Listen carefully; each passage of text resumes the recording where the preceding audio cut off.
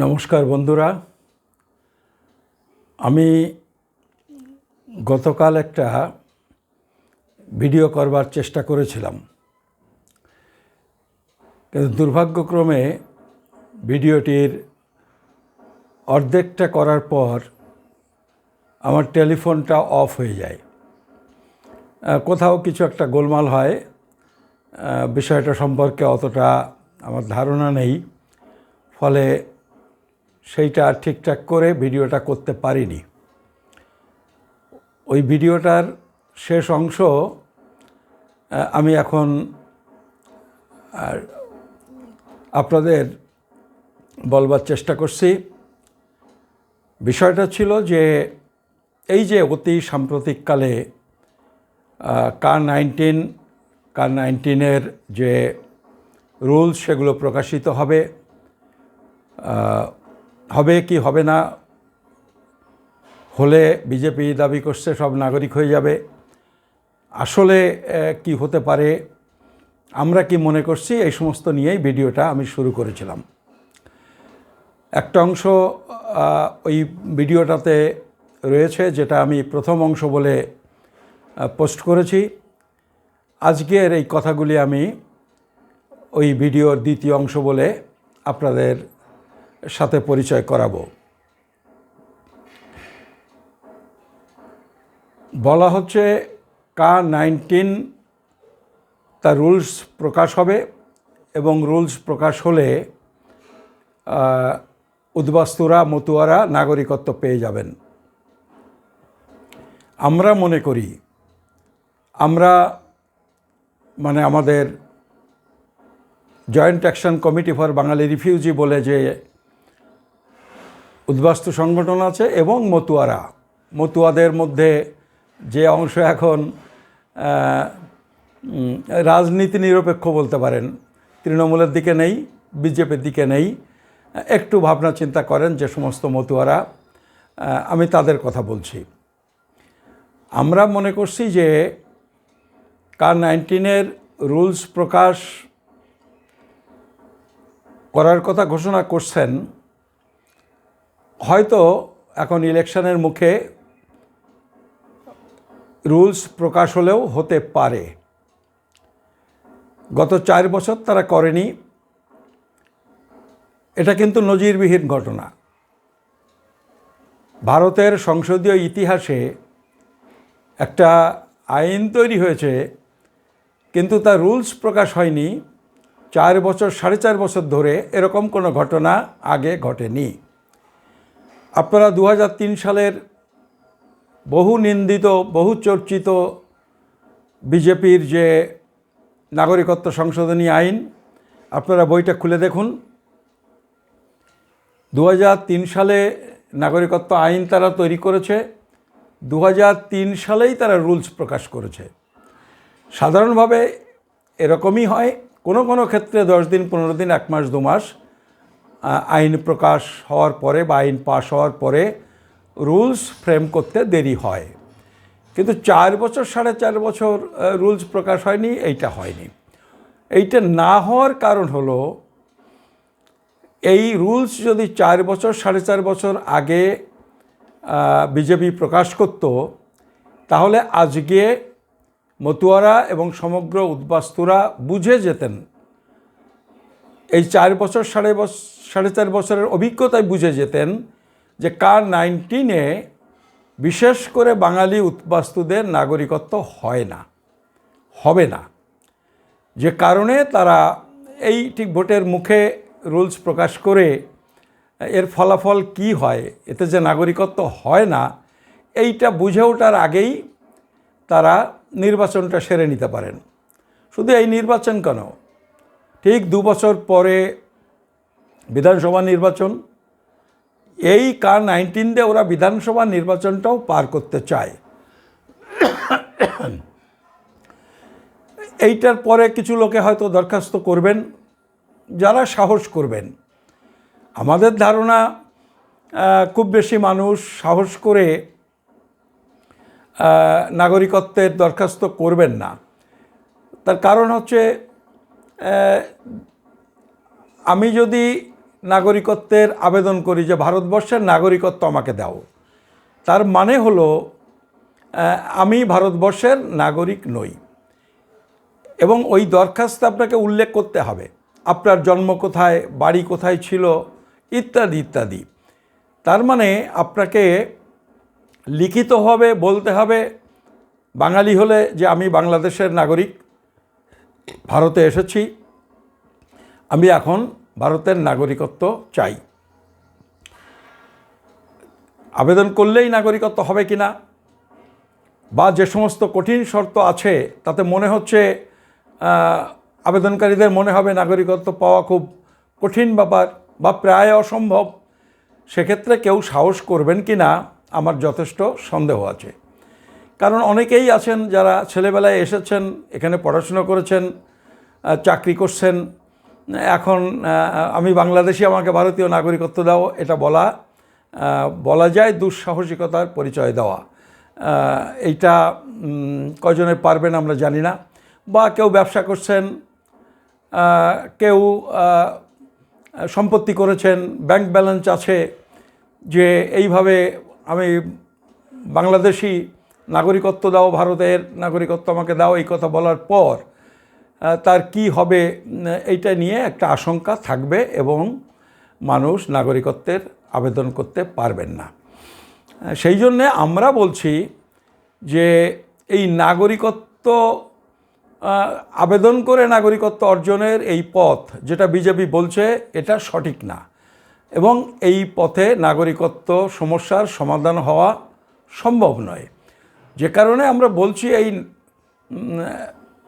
দরখাস্ত করার এই যে গোলকধাঁধা, এই গোলকধাঁধাতে উদ্বাস্তুদের ফাঁসিয়ে দেওয়ার চেষ্টা না করে বিজেপি যদি সত্যি নাগরিকত্ব দিতে চায় এই সমস্ত মানুষগুলোকে, তাহলে তারা বলুক যে 2014 সালটা হচ্ছে একটা ভিত্তিবর্ষ, তার আগে যারা ভারতবর্ষে এসেছেন এবং ভারতবর্ষে স্থায়ীভাবে বসবাস করছেন, ওই 6টা সম্প্রদায়, ওই 3টে দেশ থেকে যা যা বলেছে যে তারা নাগরিক, তারা কোনো প্রমাণ দেখাতে পারলে যে তারা আগে থাকতে বসবাস করছেন, 14 সালের আগে থেকে বসবাস করছেন, এর প্রমাণ দেখাতে পারলে তারা নাগরিক, এইটা বিজেপি করতে পারে।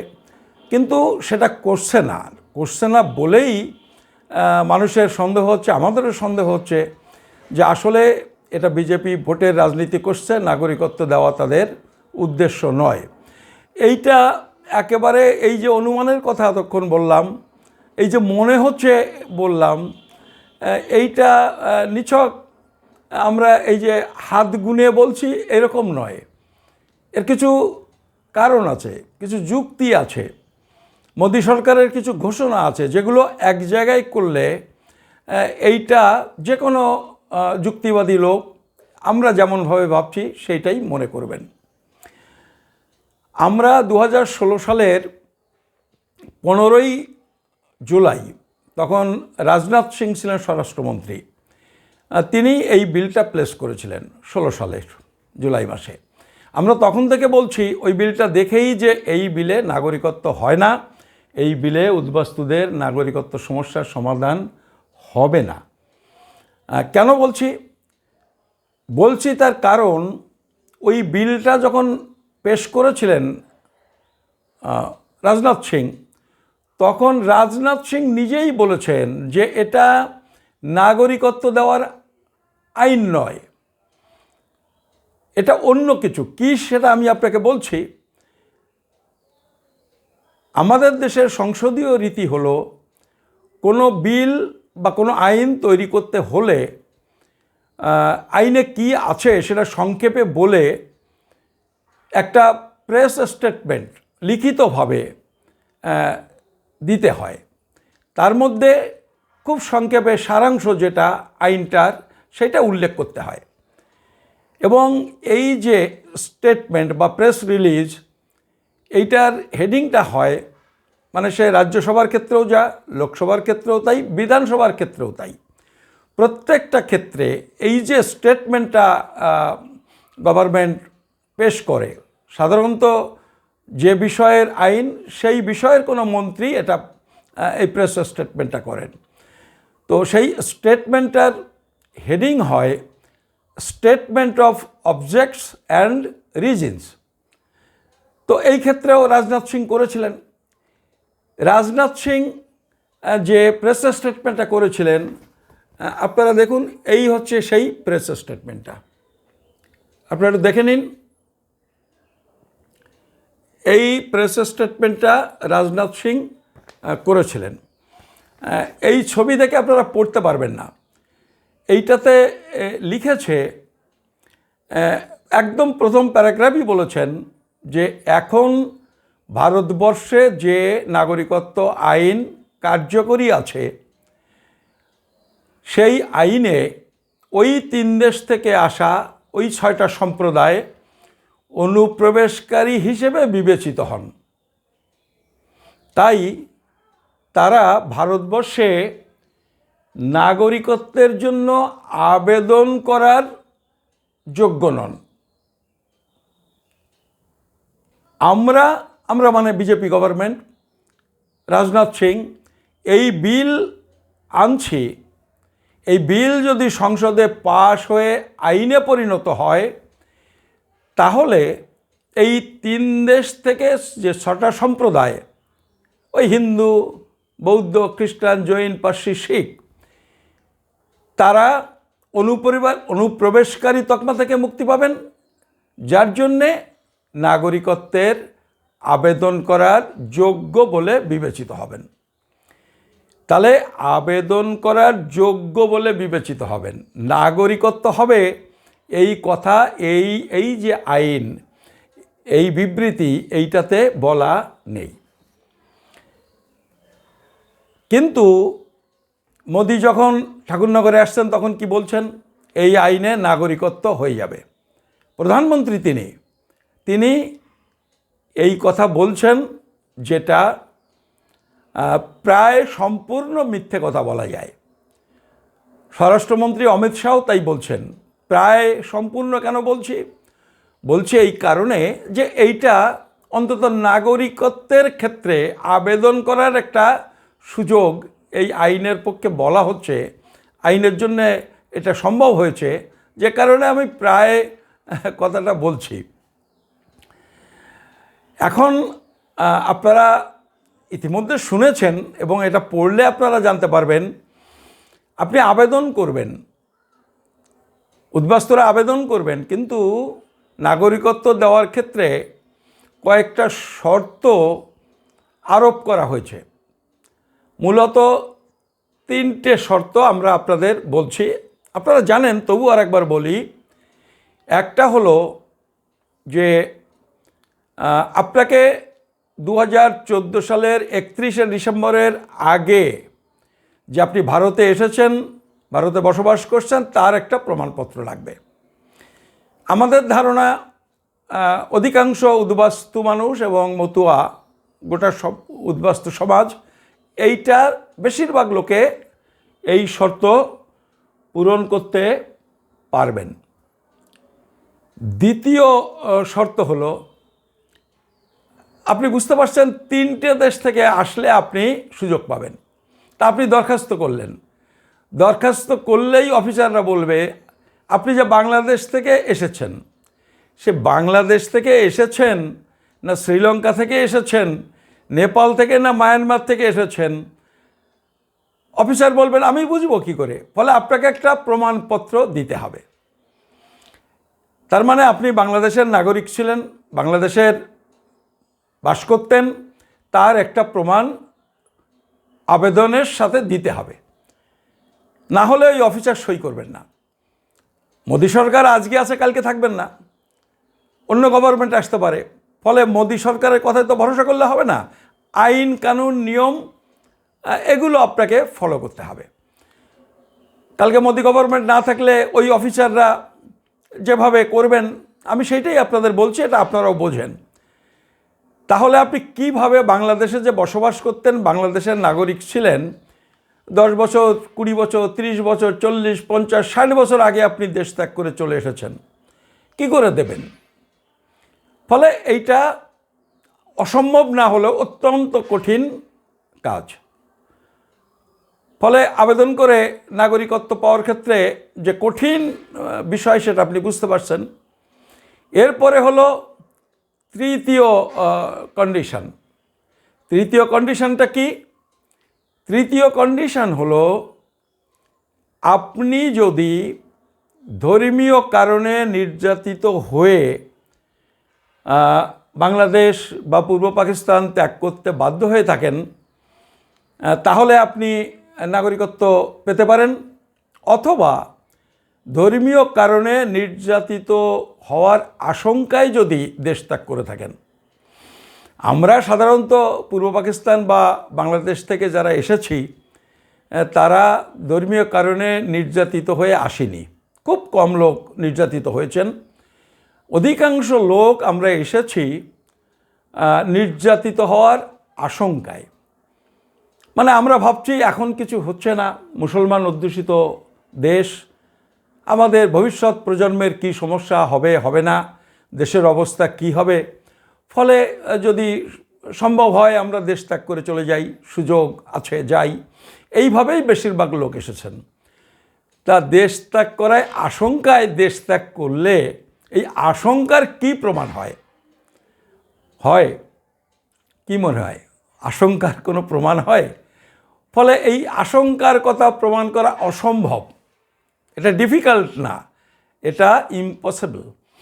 ফলে এখনও অবধি অন্তত জেপিসি রিপোর্টে মোদি গভর্নমেন্ট যা বলেছেন সেই অনুযায়ী যদি আমরা বিচার করি, তাহলে কিন্তু K-19 যেটুকু সুযোগ দিয়েছে, দরখাস্ত করার সুযোগ দিয়েছে, এই দরখাস্ত করে এই শর্তগুলো আরোপ করার জন্যে নাগরিকত্ব পাওয়ার কোনো সম্ভাবনা নেই। ফলে এই যে প্রকাশ হবে রুলস, এইটাতে খুব আশান্বিত হওয়ার কিছু নেই, বরং দাঁতে দাঁত চেপে লড়াই করবার জন্যে তৈরি হওয়ার সময় এসেছে। দেখুন, একটা জেপিসি রিপোর্ট আপনাদের দেখাবো, আপনারা এটা দেখুন, এইটা পড়তে পারছেন, পড়ে নিন। এটা জেপিসি রিপোর্ট। কারা ছেপেছে? মোদি গভর্নমেন্ট এটা ছেপে বের করেছে, মোদি গভর্নমেন্টের রিপোর্ট, তাদেরই প্রকাশ করার কথা, তারাই প্রকাশ করেছে। এই রিপোর্টের বেশি পড়তে হবে না। এই রিপোর্টের এটা হলো পৃষ্ঠা হলো 33 পৃষ্ঠা। এই 33 পৃষ্ঠার প্যারাগ্রাফ হচ্ছে 2.17। এই প্যারাগ্রাফে এইখানে জেপিসি মানে বুঝতে পেরেছেন জয়েন্ট পার্লামেন্টারি কমিটি, মানে পার্লামেন্টের সদস্য সব দলের, শাসক বিরোধী সব দলের এমপিদের নিয়ে একটা কমিটি হয়েছিল। 20 জন লোকসভার, 10 জন রাজ্যসভার সদস্য, এদের নিয়ে এই বিজেপি সরকার একটা কমিটি তৈরি করেছিলেন, জয়েন্ট পার্লামেন্টারি কমিটি, জেপিসি। তারা এই যে আইনটা, তার বিভিন্ন দিক, কার্যকারিতা, এইগুলো খতিয়ে দেখবেন বলে। তো এইখানে এই জেপিসি কমিটি 30 জন এমপি মোদি গভর্নমেন্টকে জিজ্ঞেস করেছেন যে আমরা কিছু জানতে বুঝতে চাই, ফলে আপনারা আমাদের প্রশ্নগুলো করব, আপনাদের সংশ্লিষ্ট এক্সপার্ট যারা, সেই দপ্তরের সেক্রেটারি ইত্যাদি, তারা এসে যেন তার জবাবটা দেয়। মানে এটা মোদি সরকারেরই কথা, মোদি সরকারেরই জবাব। এখানে শুধু সরকারকে ডেকে জিজ্ঞেস করেছে এমপিরা তা নয়, এখানে দেশের নানা সংগঠনকেও ডেকেছিল যে আপনাদেরও মতামত জানান, মুখে বলুন, লিখিতভাবে দিন। আমরা joint action committee for Bangali refugee, আমরা ডাক পেয়েছিলাম এই জেপিসির সামনে সাক্ষ্য দেওয়ার জন্যে, কথা বলার জন্যে, সেখানে একটা স্মারকলিপি জমা দেওয়ার জন্যে। আমরা 42 মিনিট ধরে সেখানে নানা প্রশ্ন উত্থাপন করেছিলাম, তর্ক করেছিলাম, তারা নানা প্রশ্ন জিজ্ঞেস করেছে, তার জবাব দিয়েছিলাম। আমি সেই কমিটিতে তিনজনকে আমাদের ডেকেছিলেন। একজন ছিলেন রায়পুরের মনমতো বিশ্বাস, দ্বিতীয়জন ছিলেন আমাদের সংগঠনের সেক্রেটারি আমাদের নিত্যানন্দ মল্লিক, উত্তরপ্রদেশের পিলভিটে বাড়ি, আর আমি সভাপতি, আমিও ছিলাম।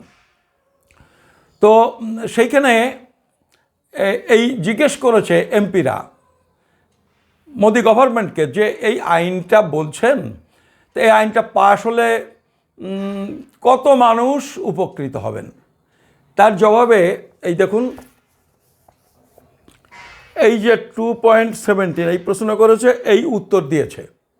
আবার এই 2.18 এই প্রশ্ন করেছে, এই উত্তর দিয়েছে। 2.19 এই প্রশ্ন করেছে, এই উত্তর দিয়েছে। এই দেখুন, আপনারা এগুলো দেখতে পাবেন। তো জিজ্ঞেস করছে কত মানুষ উপকৃত হবেন। তার জবাবে মোদি গভর্নমেন্ট বলছে যে আইনটা হলে 31,313 জন, তার মধ্যেও ব্রেকআপটা বলেছে হিন্দু হবে 25,447 জন, শিখ 5,807 জন, খ্রিস্টান 55 জন, বুদ্ধিস্ট 2 জন, পার্সি 2 জন। এই সব মিলিয়ে মোট 31,313 জন এরা নাগরিকত্ব পাবেন। বলেছেন এরাই পাবেন, আর কেউ পাবেন না সে কথা বলেনি। বলেছেন এরাই হবে, একদম দেখুন পরিষ্কার লিখেছে, ইমিডিয়েট বেনিফিশিয়ারিজ, মানে এরাই এক্ষুনি এরা উপকৃত হবেন। পরের প্রশ্ন জিজ্ঞেস করেছে যে তাহলে আর এত যে লক্ষ লক্ষ উদ্বাস্তু তাদের কি হবে। তার জবাবে বলছে যে অন্যান্য যারা, তাদেরও দরখাস্ত করতে হবে, দে উইল হ্যাভ টু,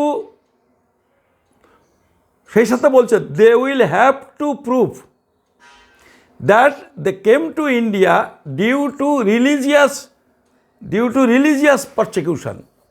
একদম পরিষ্কার বলেছে, হ্যাভ টু প্রুভ মানে হচ্ছে বাংলায় বলে অবশ্যই প্রমাণ করতে হবে যে তারা ধর্মীয় কারণে নির্যাতিত হয়ে এসেছেন। এই কথা বলে তারপরে কি বলছে দেখুন, if they had not declared so at the time of their arrival in India, it would be difficult for them to make such a claim now. বলছে যারা যখনই ভারতে এসেছেন তখনই এসেই যদি তারা গভর্নমেন্টকে ঘোষণা করে না জানিয়ে থাকেন যে তারা ধর্মীয় কারণে নির্যাতিত হয়ে এসেছেন, তাহলে এখন তাদের পক্ষে এই ক্লেম, কি বলা যায়, এইটা দাবি করা কঠিন, ডিফিকাল্ট বলেছেন, অসম্ভব বলেননি। এবং তারপরে তারা বলেছে সিস্টেমটা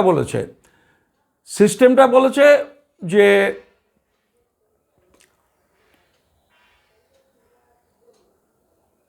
এই কী করে এটা করতে হবে সেটাও এখানে তারা বলেছে। এই সিস্টেম কি আছে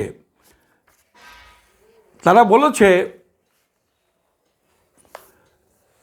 এখানে দেখুন, those who enter into India on valid travel document and are registered with FRO and possess valid residential permit visa have a legal right to stay in India and are termed as legal. পরিষ্কার বলেছে যদি এসে আপনি এফআরওতে জানিয়ে থাকেন তাহলে আপনি যে লিগালি এসছেন, আপনি যে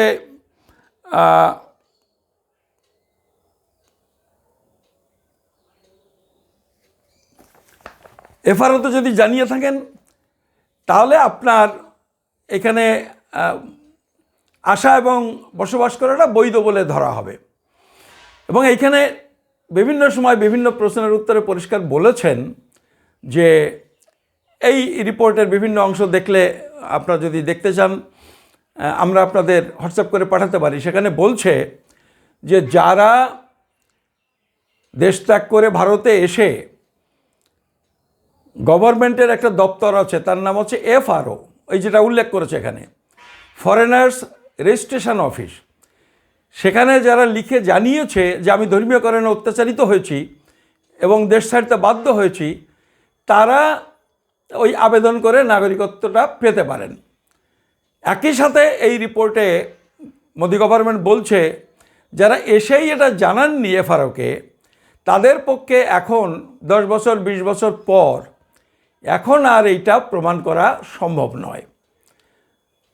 ফলে পরিষ্কার বলে দেওয়া হচ্ছে তারা এই আইনের সুযোগ নিতে পারবেন না।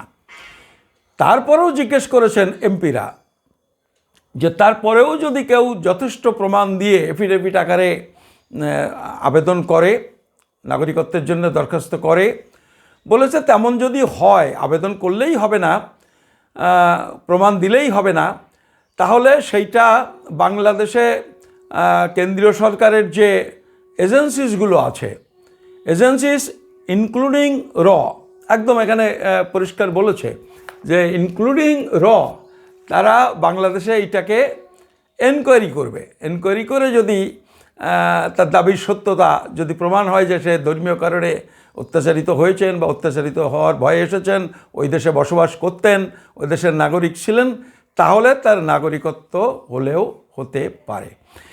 তাহলে এইটা মোদি গভর্নমেন্ট বলছে, এবং এই যেটা বলছে, এইখানে যেটা বলছে এইটাই কিন্তু গভর্নমেন্টের নীতি, এইটাই সঠিক।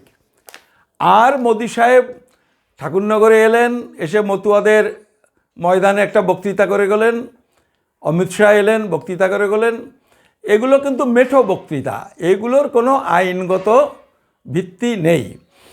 ফলে এই রুলস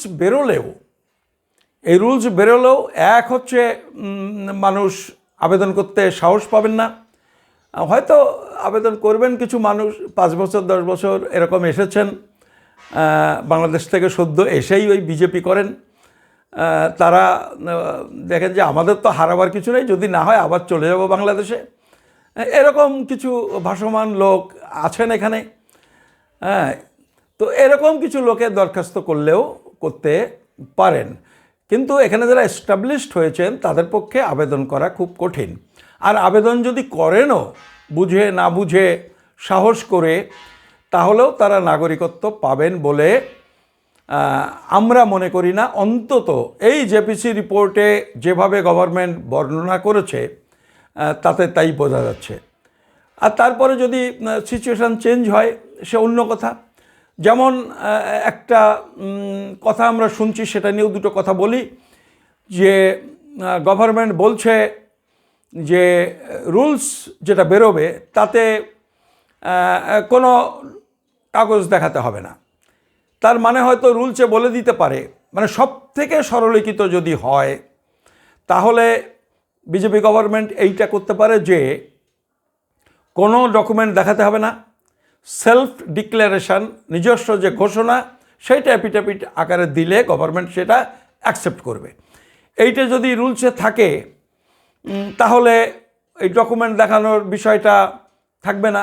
কিন্তু সেটা করা মুশকিল, কারণ আইন অনুযায়ী রুলস হয়তো আইনে যেভাবে বলেছে সেটা এইটা করা মুশকিল। তা আমি ধরে নিলাম যে সেটা হলেও আপনাকে দরখাস্ত করতে হবে।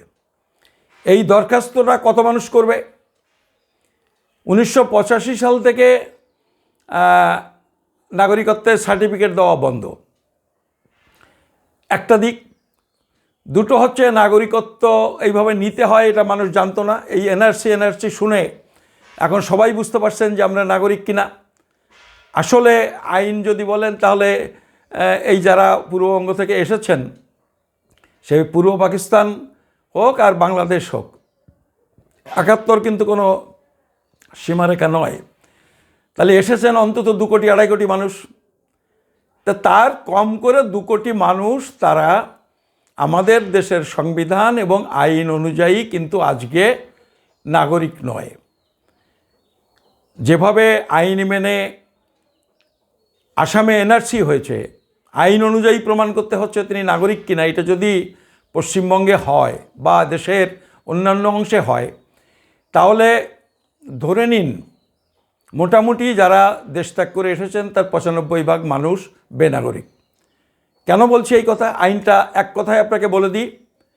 1948 সালের 19শে জুলাইয়ের পরে যারা পাকিস্তান এলাকা বা বাংলাদেশ এলাকা থেকে ভারতে এসেছেন, এসে যদি দরখাস্ত করে নাগরিকত্ব না নিয়ে থাকেন, তাহলে আপনি বেনাগরিক।